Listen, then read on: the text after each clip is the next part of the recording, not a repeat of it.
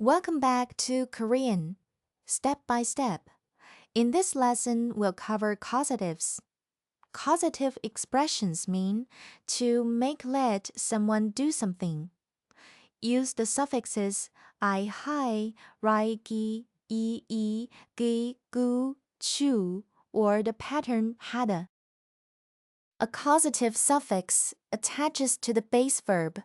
Which suffix is used must be memorized per word. This word means the mother fed the baby, made the baby eat. Listen. 엄마가 아기에게 밥을 먹였어요. This word means the teacher seated the students in chairs. Listen. 선생님이 학생들을 의자에 앉혔어요. This word means I woke up my sibling and sent them to school. Listen. 동생을 깨워서 학교에 보냈어요. Diheda attaches to almost any verb or adjective to mean to make someone something become or do. This word means the teacher made the students read the book. Listen. 선생님이 학생들에게 책을 읽게 했어요. This word means that news made everyone happy. Listen. 그 소식이 모두를 기쁘게 했어요. This word means don't leave the child to play alone. Listen. 아이를 혼자 놀게 두지 마세요. This word means my parents sent me to study abroad. Listen. 부모님이 저를 유학 보내주셨어요. With Sino-Korean nouns, sikida replaces hada to mean cause to do, but overusing it, e.g. for sounds unnatural.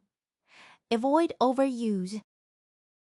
This word means the teacher lined the children up in a row. Listen. 선생님이 아이들을 한 줄로 정렬시켰어요. Here's a summary table. Let's read the examples. 먹다 이트 앉다 쉿 울다 크라이 웃다 레프 자다 슬리프 입다 외어. Suffix causatives feel more direct, hands-on, while gathada feels more like making or letting someone do it. Now, let's practice. Read these out loud before I do. 엄마가 아기에게 밥을 먹였어요. 선생님이 학생들을 의자에 앉혔어요. 동생을 깨워서 학교에 보냈어요.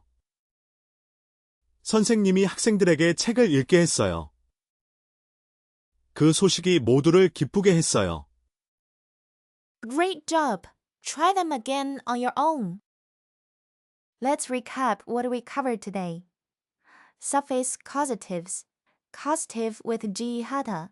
Causative with sikida. Great work! Practice causatives with native audio and quizzes at korean.mycorepig.com.